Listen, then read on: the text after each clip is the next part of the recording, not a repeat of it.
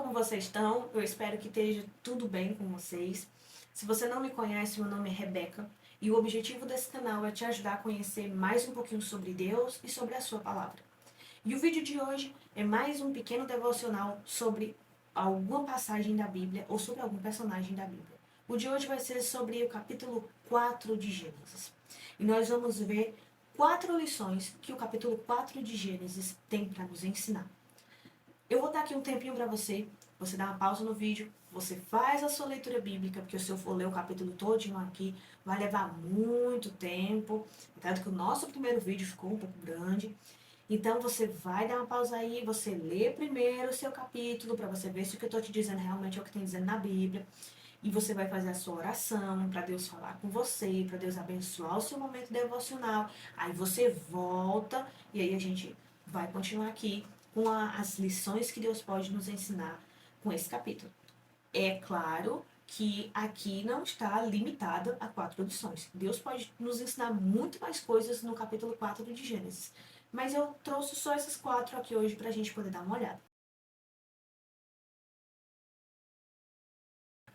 E a primeira lição é: a intenção do coração na hora de ofertar é tão importante quanto a oferta.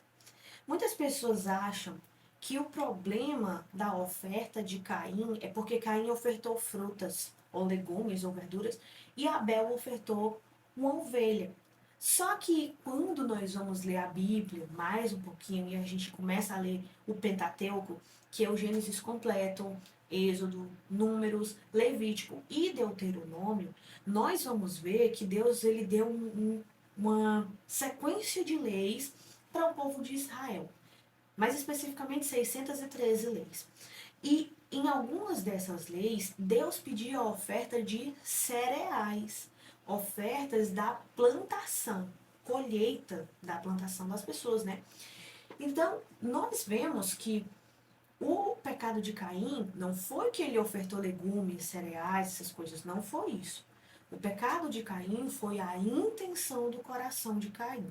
Não adianta a gente dar a melhor oferta do mundo, dar a maior quantidade de valor que você tenha, ou fazer como a viuvinha, dar toda a quantidade de dinheiro que você tem, se o seu coração não está junto daquilo ali.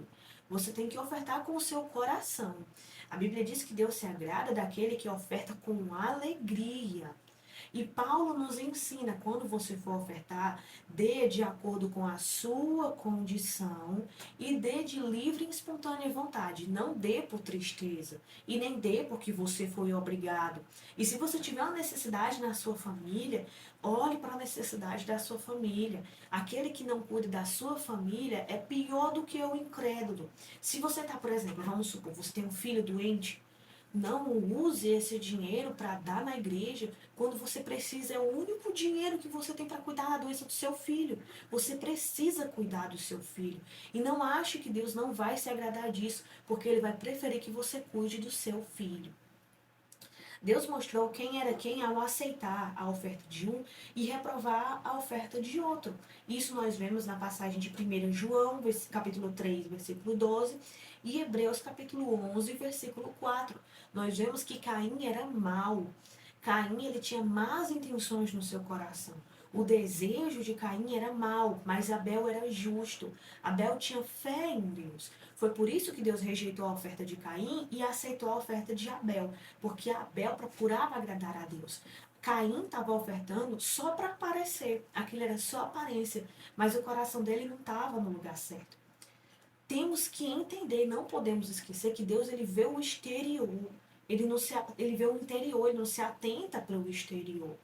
Quando Samuel foi ungir o novo rei de Israel, ele viu Eliabe, Abinadab e Samar, os 3 irmãos mais velhos de Davi, que inclusive eram membros do exército de Israel, eram soldados, e Deus olhou para aqueles homens grandes, altos, fortes, e Samuel achou em cada um deles: nossa, esse aqui deve ser o rei de Israel. E Deus disse: Samuel, eu não olho para o exterior, você está olhando o exterior, Samuel. Eu olho para o interior. Esses homens aí, o interior deles não é o interior que me agrada, não. O que eu encontrei foi outro. O rei que eu escolhi foi outro. Um que ninguém dá nada pelo exterior dele. Mas o interior é o homem do coração de quem eu me agrado. O sacrifício do ímpio é abominável ao Senhor. Quando o ímpio dá uma oferta para Deus, imaginando que Deus vai gostar daquilo ali, Deus não vai gostar daquilo ali. Para Deus, aquilo ali fede no nariz de Deus. Sobre o sacrifício, Provérbios 21, 27 vem nos mostrar sobre o sacrifício e a intenção dos ímpios, que Deus rejeita o sacrifício dos ímpios, porque a intenção do sacrifício deles não é uma intenção pura. E não se trata do, como nós dissemos, não se trata do que foi ofertado, e sim do ofertante, do coração do ofertante.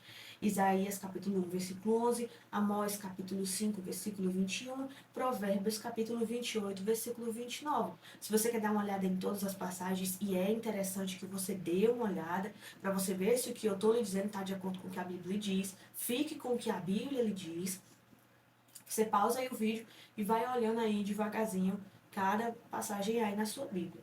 A nossa adoração não pode ser apenas a execução de um ritual.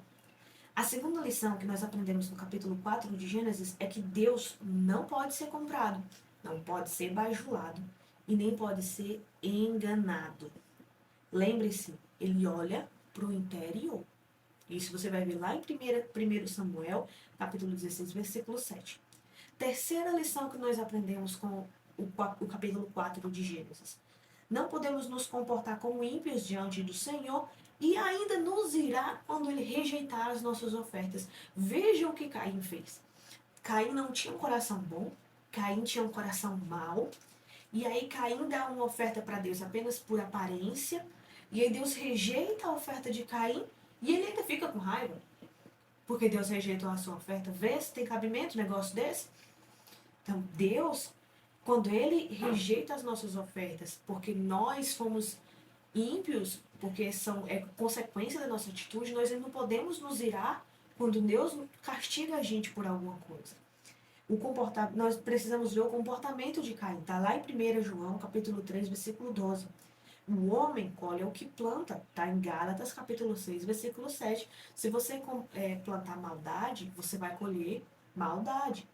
A justa retribuição de Deus. Deus, ele retribui com justiça. Se você fez coisas más, Deus vai retribuir com castigo, com juízo.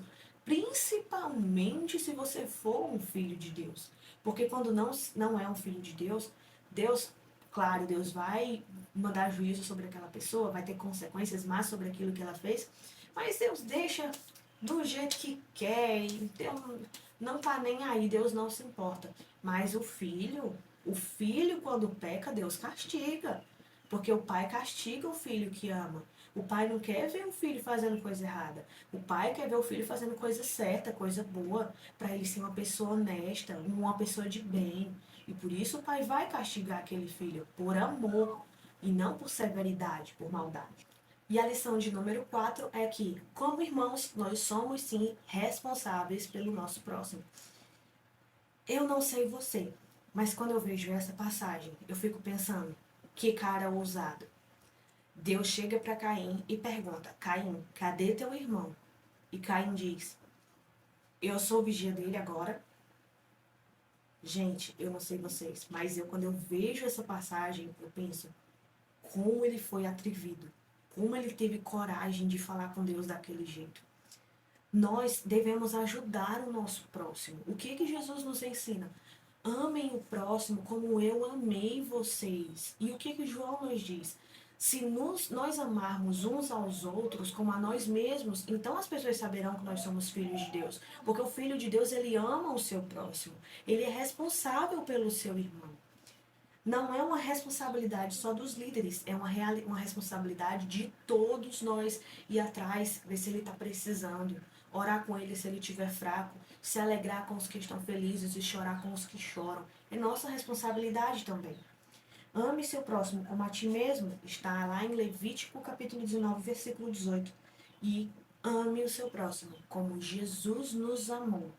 João capítulo 13, versículo 34. E como foi que Jesus nos amou tanto a ponto de dar sua vida por nós. É assim que nós devemos amar e cuidar do nosso próximo. E eu espero que esse vídeo tenha edificado você, que esse vídeo tenha abençoado. Se você foi abençoado com ele, curte o vídeo, compartilhe esse vídeo com outras pessoas, para que outras pessoas possam ser abençoadas também com esse vídeo. E se inscreve no canal para você ajudar o nosso canal a crescer e para que o YouTube possa compartilhar esse vídeo com mais pessoas também. E mais pessoas terem acesso a ensinamentos sobre Deus, para aprender mais um pouquinho sobre Deus e a palavra dele. E esse foi o nosso vídeo de hoje e até a próxima.